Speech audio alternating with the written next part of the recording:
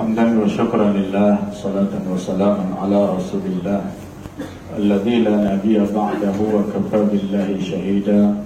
قال الله سبحانه وتعالى في كتابه الكريم: أعوذ بالله من الشيطان الرجيم ولقد نصركم الله ببدر وأنتم أذلة فاتقوا الله لعلكم تشكرون. صدق الله العظيم. Hadirin hadirat yang dikasihi dan dirahmati Allah, alhamdulillah, syukur kita kehadirat Allah Subhanahu wa taala.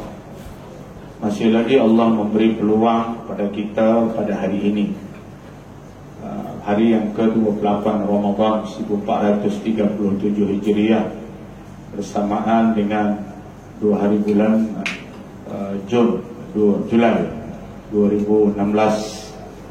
Kita masih lagi, alhamdulillah, semangat, kuat dan sehat di Namsa untuk malam yang ke-28 Ramadan. Itu dah kira bagus.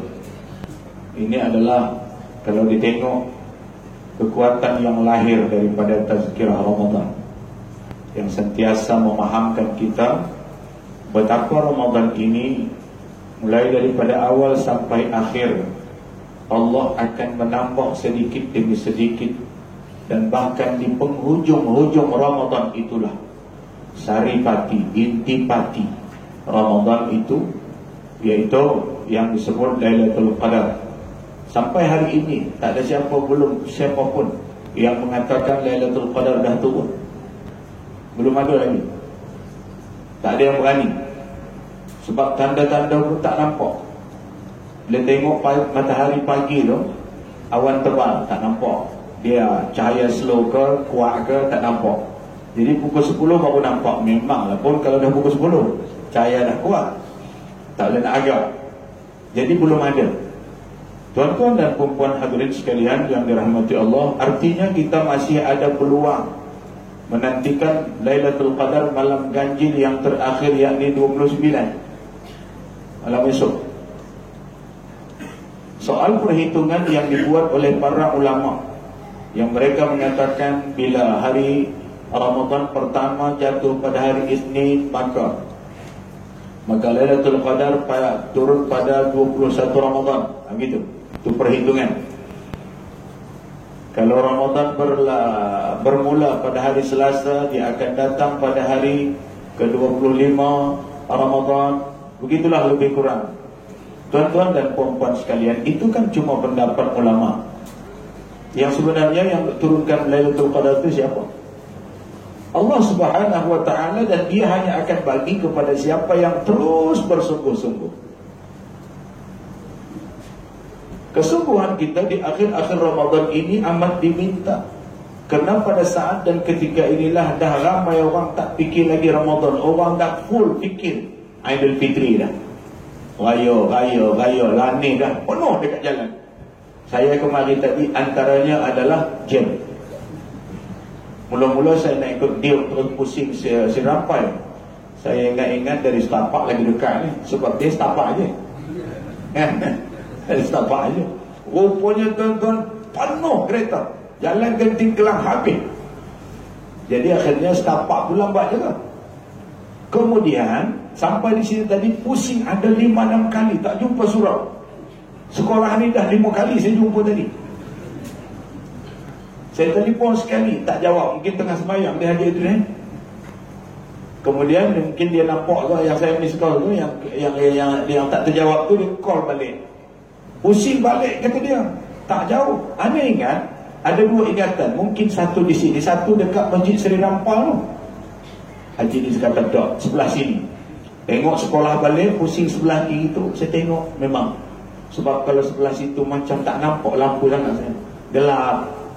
Bertanya hamba Allah tak ada jalan. Mana surau surau Al-Ansar? Ni kata dia. Yang gelap ni, saya kata. Yang gelap ni, bukanlah sebelah tu. Tuan-tuan dan perempuan tu lah ceritanya lambat tadi. Minta maaf lah. Ya, minta maaf lambat. Tapi kuliah tu tak lambat lah. Memang masa ni lah pun. Time dia memang inilah. Tuan-tuan dan perempuan hadirin sekalian yang dikasihi dan dirahmati Allah, saya nak cuba membangkitkan semangat kita dengan apa yang dikatakan inspirasi jihad perang Badar yang berlaku di zaman Rasulullah tepat di bulan Ramadan. 17 Ramadan perang Badar. Hadirin sekalian, perang Badar ini dilihat dari segi fizikalnya, memang umat Islam takkan dapat menang lah. 313 lawan kepada 1,000 orang, mana mungkin menang lah.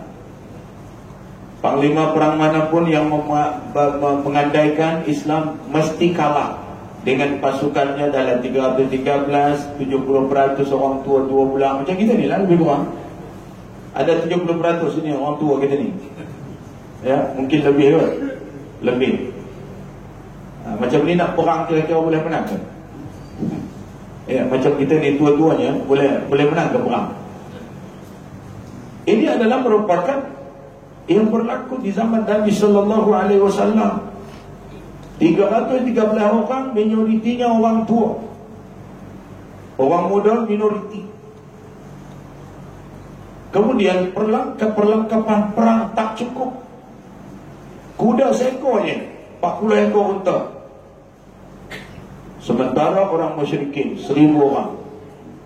Unta saja hampir 200. Kuda 260 ekor unta. Perlengkapan perang pedang tu begitu lengkap dengan anak panah, dengan tombak dan lain-lain.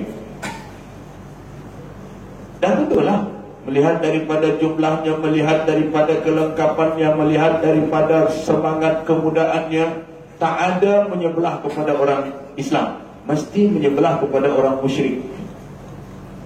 Soalannya, kenapa orang Islam menang?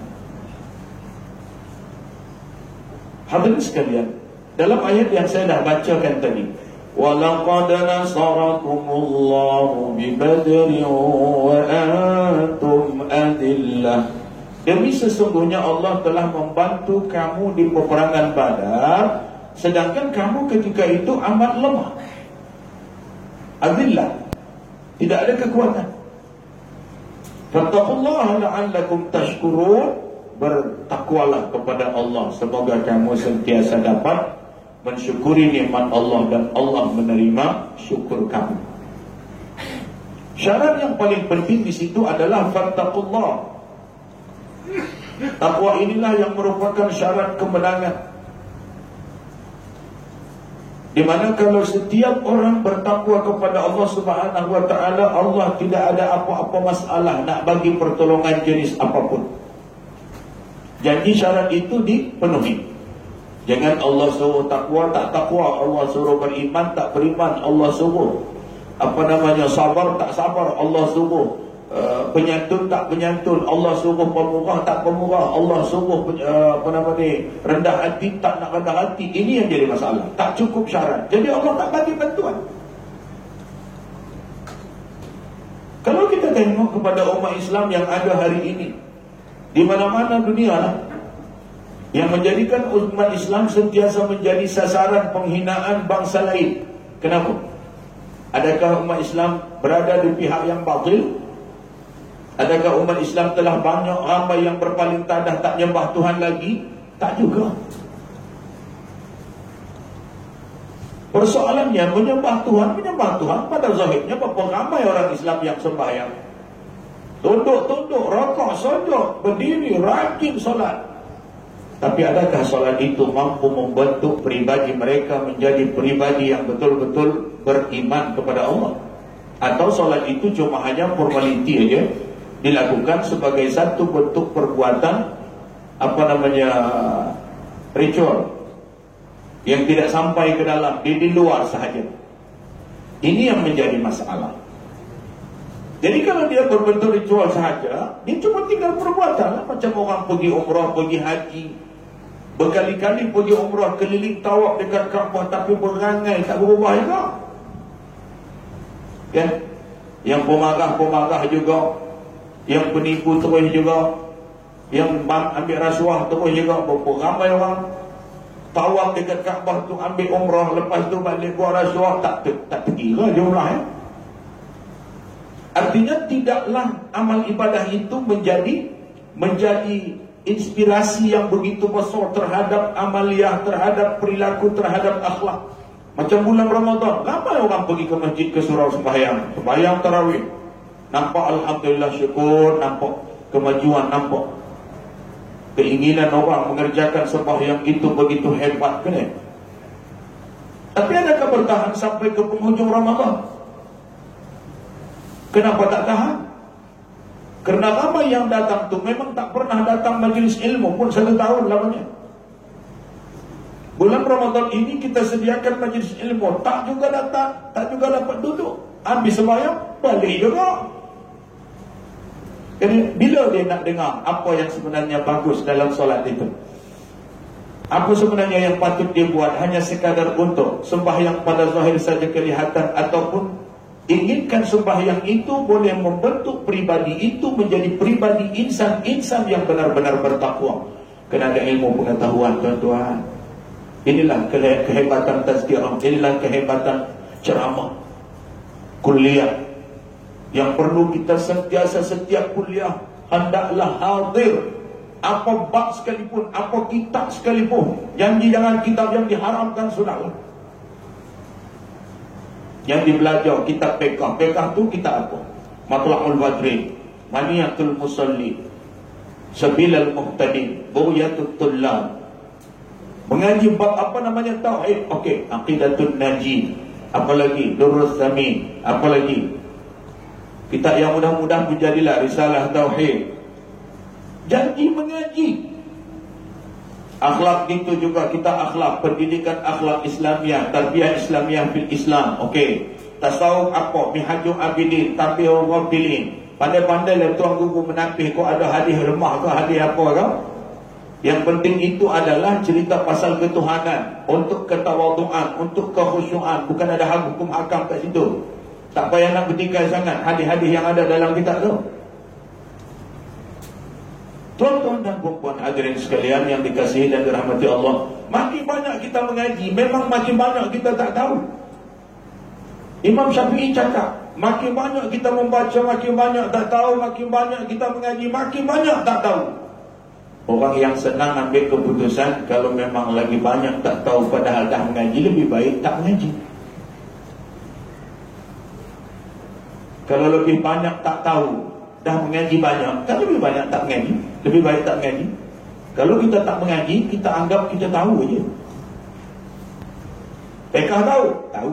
Tauhid tahu? Tahu. Syirah tahu? Tahu. Tasawuf tahu? Tahu. Tahu apa? Tahu lah. Tanya hukum bersuci pun dah tak tahu nak jawab. Inilah masalah. Ambil tahu. Perkara-perkara yang seperti ini setahun lamanya. Tuan-tuan, perempuan, kalau ada kuliah-kuliah agama, hatin kita kalau tak ke mana. Ini paling penting dalam hidup kita. Apalagi umur kita ni dah lah macam ni kan. Orang kata dah asar, kebanyakan asar dah. Asar dah ni menjelang maghrib. Kalau maghrib dah padam dah tu. Asar. Asar tu dah dekat. 60 ke atas asar lah tu. Kira-kira bahasa yang senangnya warga emas. Warga emas itu dah asar lah tu. Haji Idris ni dah asar ni. Saya pun tak ada masuk asar ni dia. Ada 60 je ya? 70? Ha? 67? Asar. Asar lah. Tapi baru siap asar lah. Belum asar yang dekat maghrib tu. Ada lagi asar yang dekat maghrib. Kira-kira setahun, 2 tahun lagi padamlah, lebih kurang gitu. Walaupun kita tak tahu. Tuan-tuan dan puan-puan, ini adalah sekadar ukuran sahaja. Sebab kuratannya kita tengok macam itulah. Sahabat-sahabat kita tahun lepas yang sama tarawih dengan kita di sini, anak rasa dah ada yang tak ada lagi. Ada, saya ingat sebelah ni ada orang tua duduk di atas bangku. Tahun ni tak nampak. Saya ingat ya. Kalaupun dia masih ada tapi dia tak ke surau dah, itu dah dekat padang itu. Ini bahasa kasar lah. Semuanya kita akan macam tu. Kan ya? Tuan-tuan dan puan-puan hadirin sekalian yang dikasihi dan dirahmati Allah Subhanahu wa taala. Baik. Allah Subhanahu wa taala lah yang telah memberi bantuan kepada pasukan Badar. Perhitungan manusia pasukan Badar takkan menang, tapi Allah memberi pertolongan. Walaqad Tengok kalimat walaqad tu tuan-tuan, lam taukid ada di situ, qad itu pun adalah harfut taukid. Harfut taukid dengan lam taukid, dua-dua, walaqad, qad saja pun sudah taukid, lam tambah lagi, lam saja pun dah taukid, tambah qad lagi, walaqad double. Walaqad nasarakumullahu bi Badrin. Demi sesungguhnya Allah lah yang membantu kamu di peperangan Badar. Dibagi tahu oleh Allah ini supaya orang Islam jangan lupa kemenangan itu bukan sebab tenaga mereka. Dah sah dah tenaga tak kuat, dah sah dah bilangan tak cukup, dah sah dah peralatan pun tak cukup, dah sah dah tua lebih ramai daripada muda. Mana ada sebab nak menang? Sebab itu maka Allah bagi walaqad nasarakumullahu bi Badrin wa antum adillah. Wa antum adillah itu dah jelas kamu lemah. Siapa yang buat menang kalau dah ngaku lemah? Yang membuat menang adalah pertolongan Allah. Pertolongan Allah inilah yang membuat menang. Ini yang perlu diingat. Macam kita-kita ni pun tuan-tuan, kalau tak pertolongan Allah, boleh sampai lagi ke surau ni. Nak naik tangga tu, kalau dah sakit lutut, tengok. Mungkin 5 minit sampai naik atas, pelan. Naik lagi tangga satu, urut dulu sikit, kemudian langkah sikit, pegang jangan lepas-lepas, kerana habis terletak ke bawah. Tapi demi semangat tu naik juga digagah-gagah. Alhamdulillah. Saya yakin macam tu ramai ni. Buktinya semua yang pun dah ada bangku. Minta maaf lah. Ni bukan nak kata apa. Memang macam tu pun. Kan ya? Ibu-ibu ya. Ada bangku. Kenapa ada bangku? Kerana tak larang lagi nak lipat habis ni lutut ni. Yang tak larang lipat habis, lebih kurang lipat macam tu je, ada duduk atas bangku. Boleh? Boleh. Tak ada hal.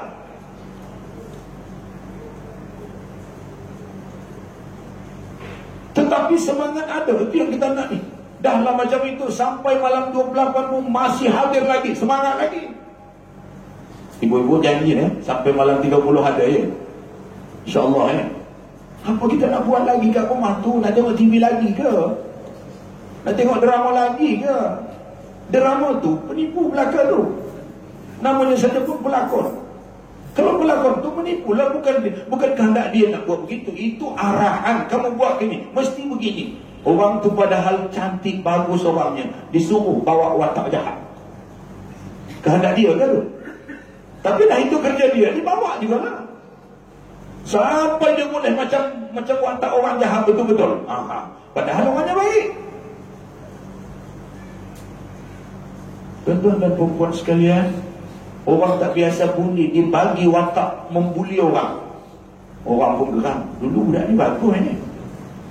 Memanglah bagus, sampai dia buli tu pun bagus. Tapi dia dibagi watak menjadi orang pembuli.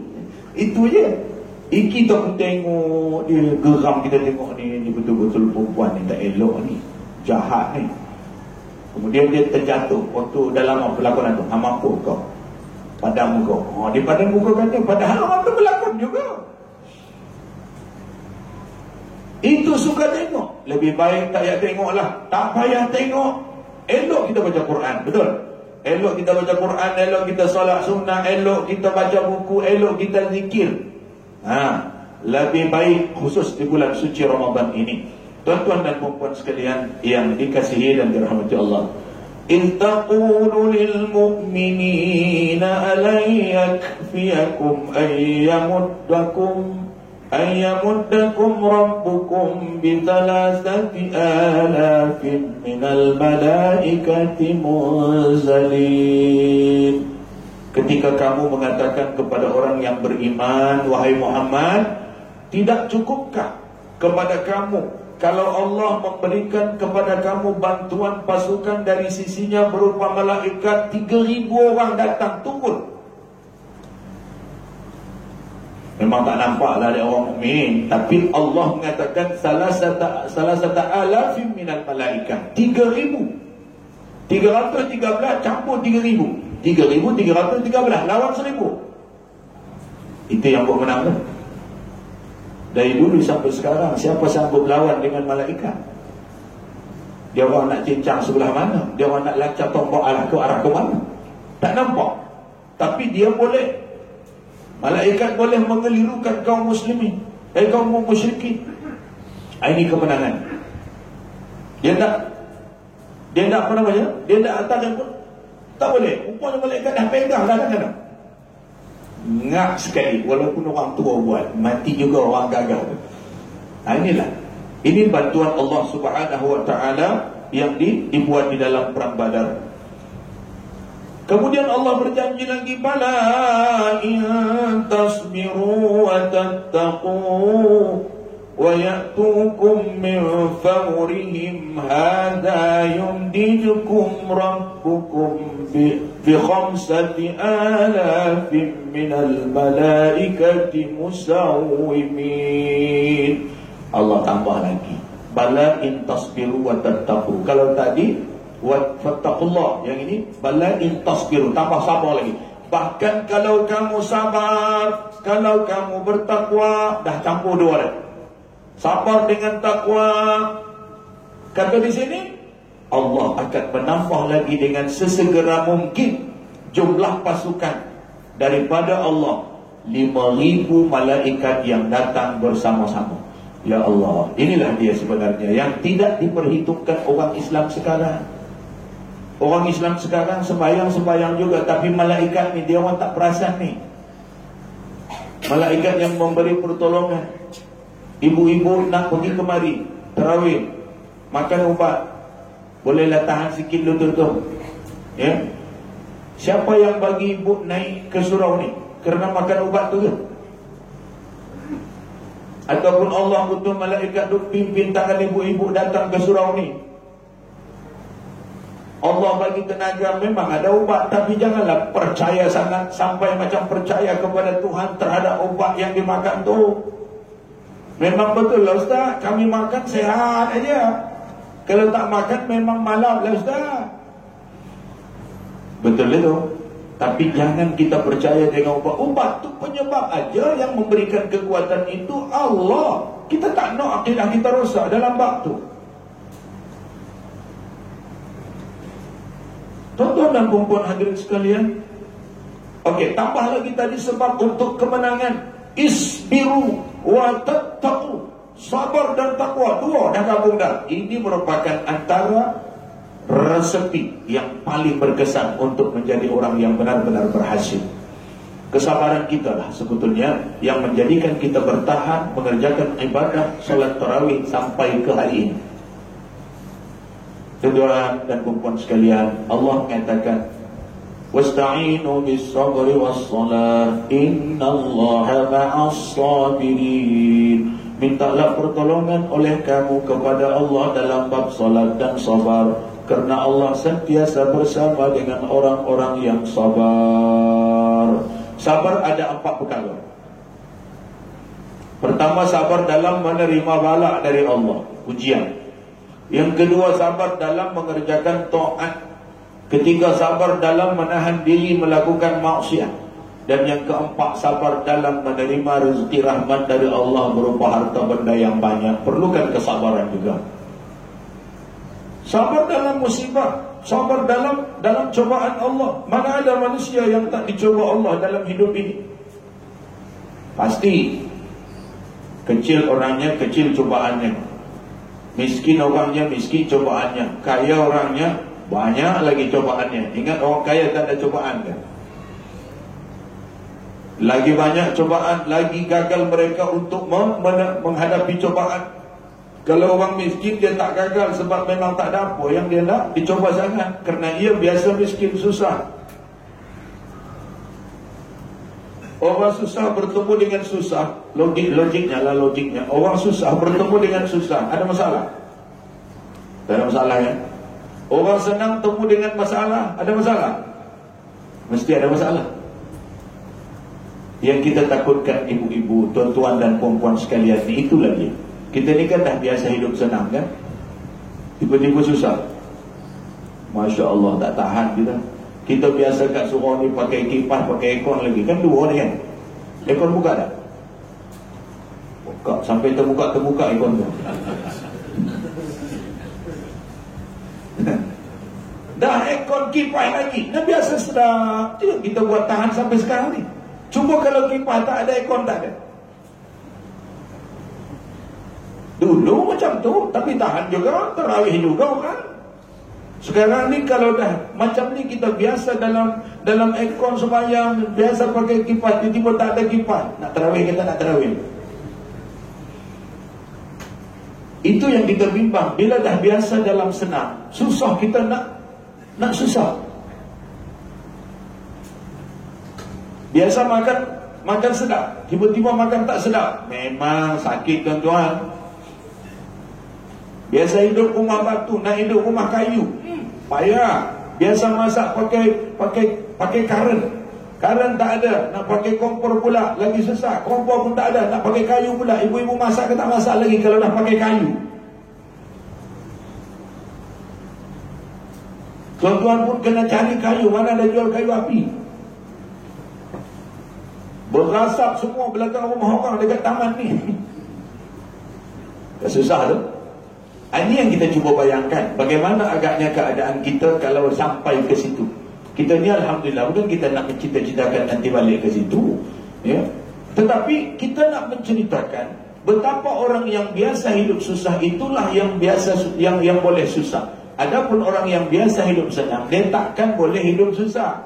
Sebab itu maka logiknya Rasulullah biasa menerima hambatan, tantangan dari orang-orang kufar Quraisy itu dengan berbagai-bagai hambatan dan kesusahan, kerana beliau sejak dari kecil hidupnya tidaklah senang.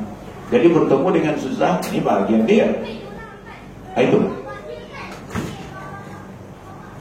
Adik sekalian, kalau satu hari karen tak ada, ibu-ibu basuh baju ke tidak?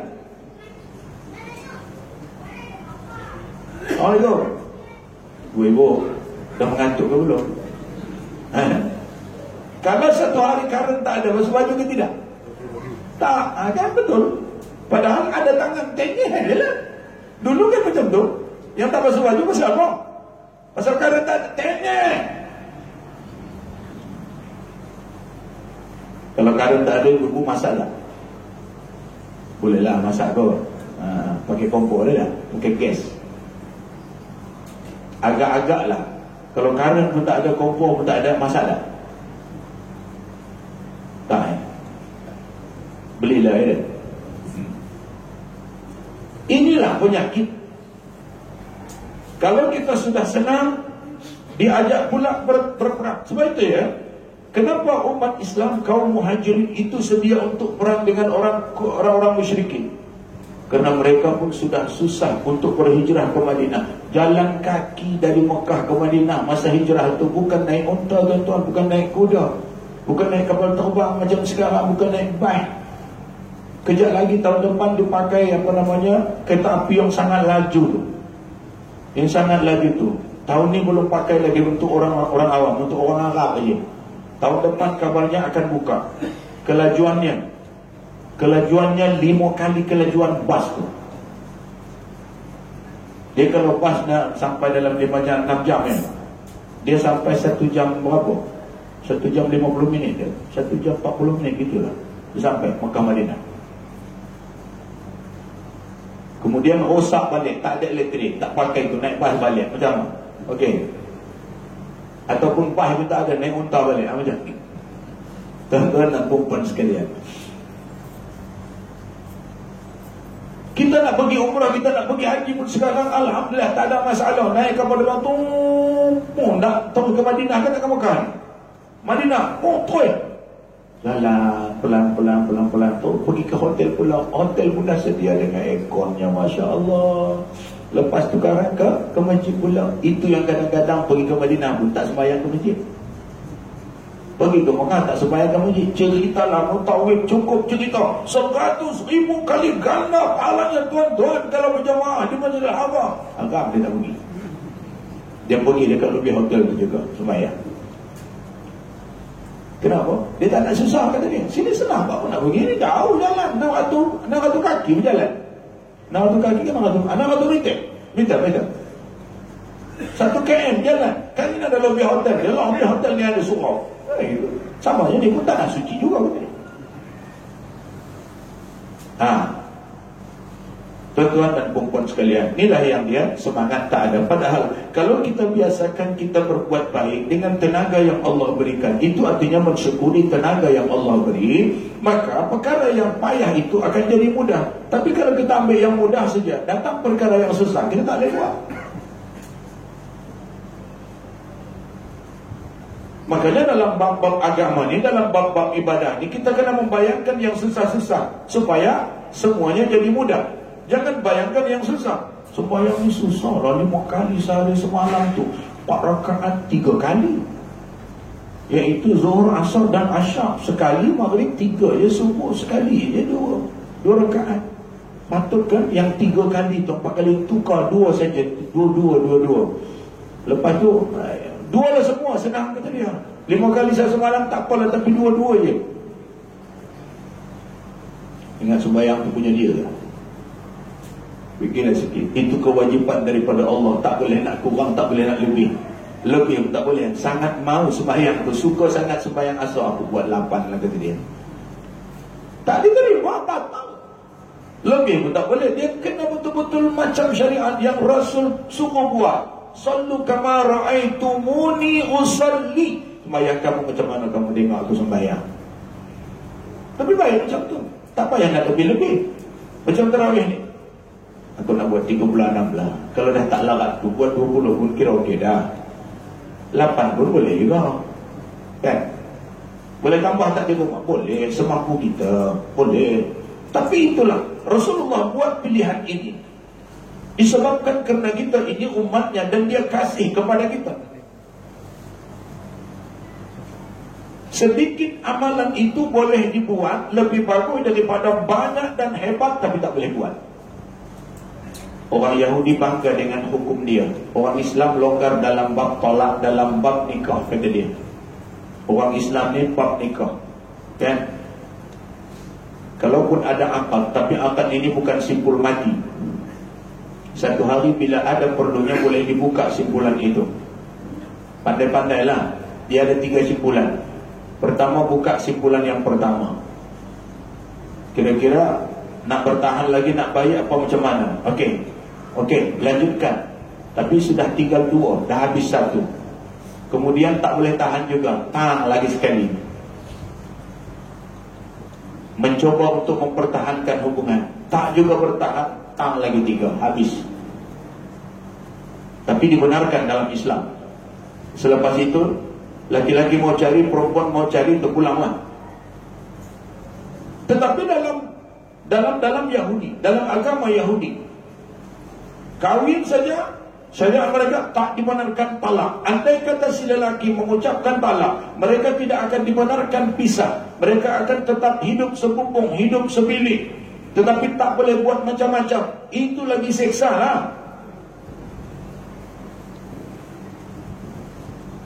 Berjumpa tak boleh, cerai betul pun tak boleh. Si lelaki tak boleh kahwin, si perempuan pun tak boleh kahwin.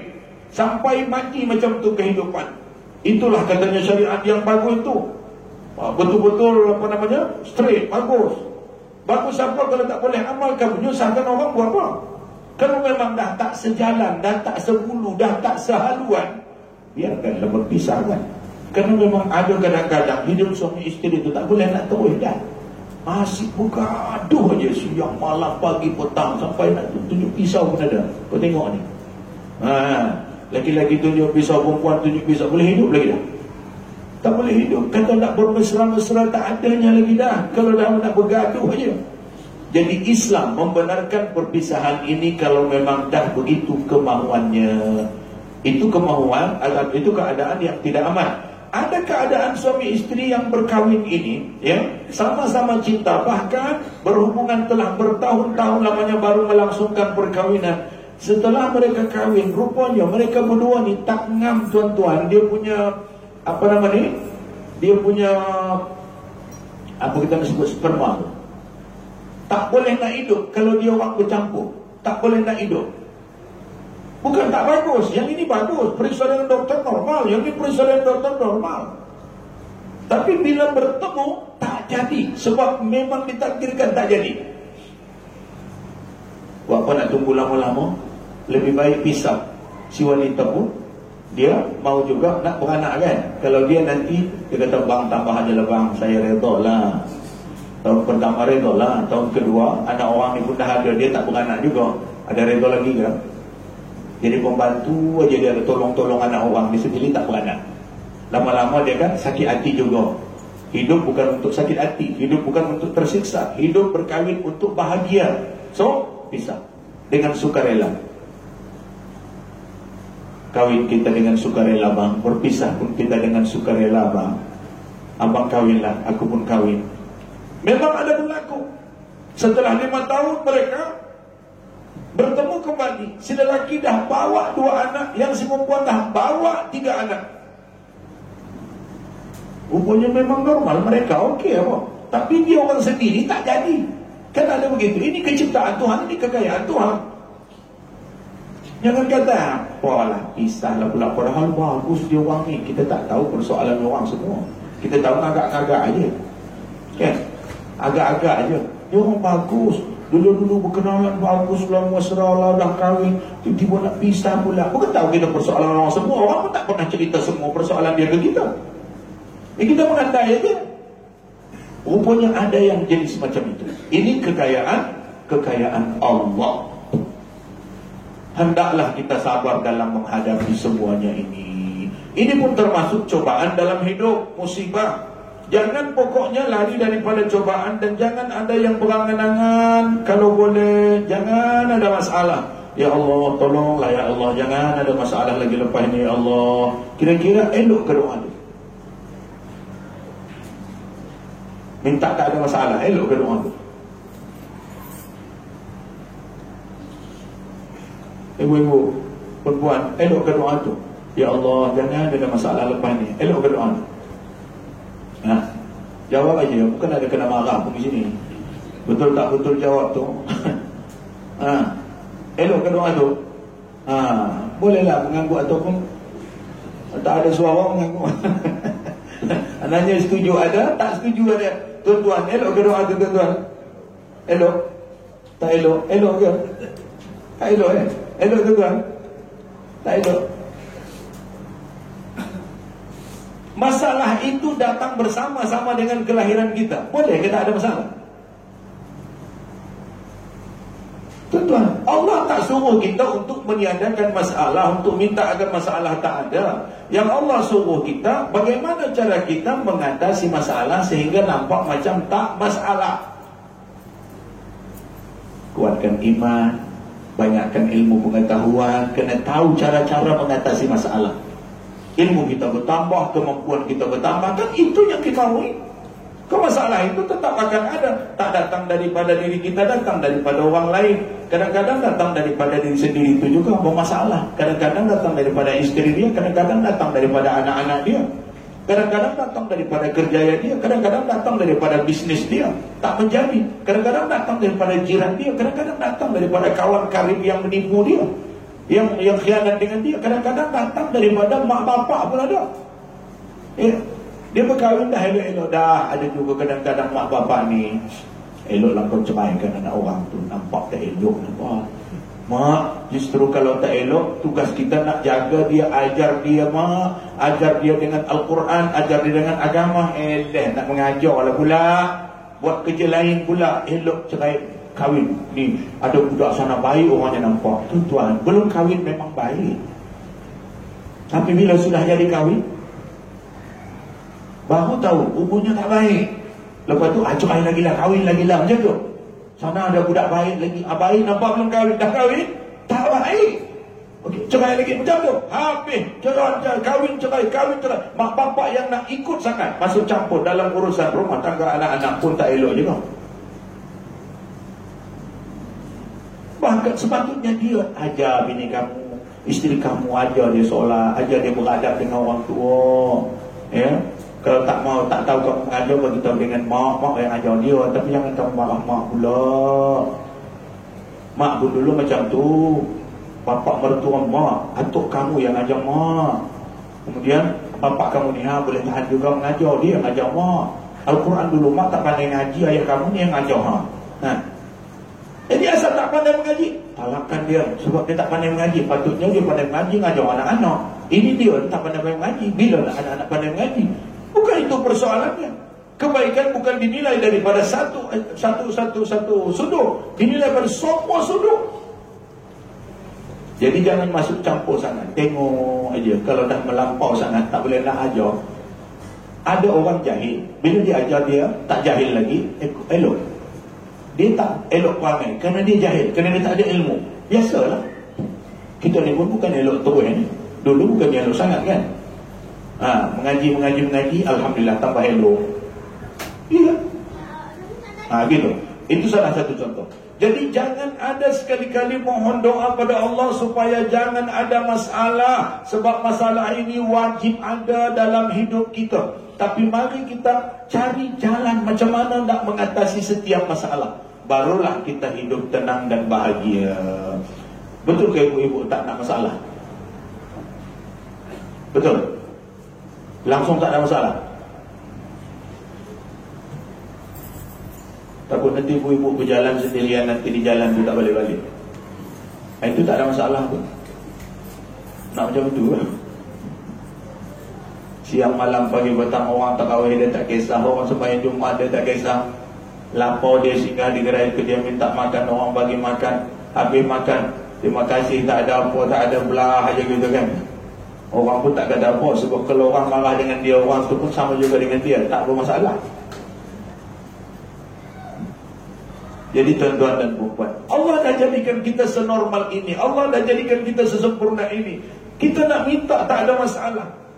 Yang kita minta bagaimana caranya ya Allah untuk mengatasi masalah. Tanya orang-orang yang pakar, orang-orang yang tahu, supaya ilmu kita bertambah. Hidup ini berdasarkan pengalaman. Semakin lama kita hidup, makin banyak yang kita tahu, makin banyak kita hidup, makin asalkan mau belajar. Ya, asal mau belajar. Sekali kita buat bisnes bankrupt, biasa. Orang yang jadi-jadi itu pun bukan terus jadi, itu berapa kali bankrupt, berapa kali rugi itu. Tapi mereka cekal. Mereka tidak menganggap itu satu perkara yang membantutkan, satu perkara yang menstatikan. Tapi itu mereka anggap satu langkah kemajuan. Sebab kalau sudah ada yang negatif, akan ada yang positif. Jadi kita berusaha. Lahir anak satu, ada masalah. Memanglah masalah. Belajarlah mak macam mana nak bela anak ni mak, begini. Mak dia bantu. Kemudian lahir kedua, ikut sajalah yang mak dah ajarkan tu, senang ceritanya. Lahir yang ketiga, lahir keempat, kelima, keenam, tak ada masalah lagi banyak sangat. Tak jadi masalah maksud saya, bukan tak ada masalah, tak jadi masalah. Masalah tu tetap ada, jangan kata tak ada. Kecil dia masalah dia ada, remaja dia ada masalah, dewasa dia ada masalah dia. Dia pergi universiti ada masalah, habis dah, combo dah, nak kahwin ada masalah, lahir pula anak dia ada masalah. Mak, tengok anak saya mak lahir, saya tak boleh ni, masalah. Sampai-sampai mak bapak pun tak boleh nak sembahyang di awal waktu pasal sibuk dengan cucu. Masalah tak? Masalah tak? Atau jadi transporter, ambil cucu, hantar cucu. Hayya 'alas salah dekat surau. Dia tak dapat sembahyang awal waktu. Dia urus cucu dulu. Anak dia relax dekat pejabat kerja. Padahal masa dia dulu lahir, bukannya macam itu mak bapak ada. Atuk tu bukan ikut-ikutan. Kita sekarang terpaksa ikut-ikutan dengan anak-anak kita, menguruskan cucu kita. Anak kita dua kerja, suami isteri. Anak dia serah pada kita. Kalau ada anak kita 5, 2 orang anak, akan 10 orang. Macam tadika tuan-tuan. Rumah kita tu macam tadika. Bila nak sembahyang di awal waktu, tak boleh. Suami isteri pun tak boleh berimam, sebab masing-masing ada hal. Ni ngurus makan dia, ni ngurus minum dia, ngurus pakai dia. Yang ini ngurus angkat, ambil, letak, angkat. Allah. Nak akan jadi itu. Jadi atuk dan nenek yang sibuk dengan cucu, padahal masa inilah kita untuk membanyakkan amal. Kita pencen, masa kita tak pencen dulu sibuk kita kerja, nak bagi makan anak-anak ni tadi.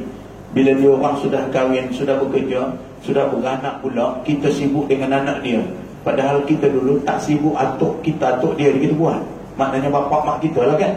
Ini kita pula jadi sibuk. Alasannya sayang cucu.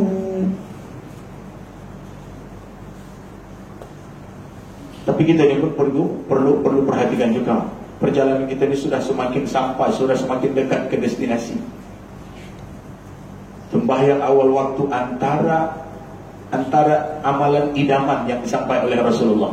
Ditanya oleh sahabat Nabi sallallahu alaihi wasallam, "Ayyul a'mali afdalu ya Rasulullah?" Mana amal paling afdal ya Rasulullah? Nabi kata apa? As-salatu ala miqatiha, sembahyang di awal waktunya. Jangan lambat-lambat. Ya Allah, ini pasal cucu ya Allah. Ini pun manusia juga kena diuruskan ya Allah. Hablum minan nas. Jadi hablum minallah. Lambat-lambat pun tak apalah. Sorry lah Tuhan. Excuse lah ya. Excuse me. Adakah boleh macam tu? Tak boleh. Makanya Al-Quran mengatakan, i'lamu annama auladukum wa amwalukum fitnah. Ketahuilah oleh kamu bahwasanya anak-anak kamu itu dan harta kamu itu akan bakal jadi fitnah. Itulah dia. Melambatkan kita sembahyang, menjadikan kita sembahyang tak khusyuk. Ada yang menggawang lagi, ada yang menari lagi, ada yang bekerja lagi tengah sembahyang, ditunggang lagi dari belakang. Tak ada khusyuknya. Sebab ini urusan nenek dan atuk. Jadi tuan-tuan, tolong kurangkan sayang ke cucu kalau bakal merugikan kita kepada Allah. Ramai orang saya bagi tahu ini, dia marah dengan saya balik. Tak ada cucu lagi, tak tahu gitu dia. Dah ada cucu nanti baru tahu. Lagi pula buat apa nak sibuk dengan orang. Orang punya pasal lah. Saya pun tak sibuk sangat pun. Bukan nak menyibuk tuan-tuan, bagi tahu je. Jangan kita disusahkan. Setakat nak menengok-nengok, habis macam mana caranya? Boleh. Himpunkanlah budak-budak itu di rumah kita. Tapi berkongsilah mereka menggaji orang gaji 2-3 orang. Kita cuma memantau aja. Boleh tak boleh? Boleh. Kita pantau lah. Taklah sampai menjadikan kita sembahyang di akhir waktu, sampai kadang-kadang hampir lepas waktu pun ada lupa, sibuk dengan latah cucu. Baik tuan-tuan dan puan-puan sekalian, jadi masalah tetap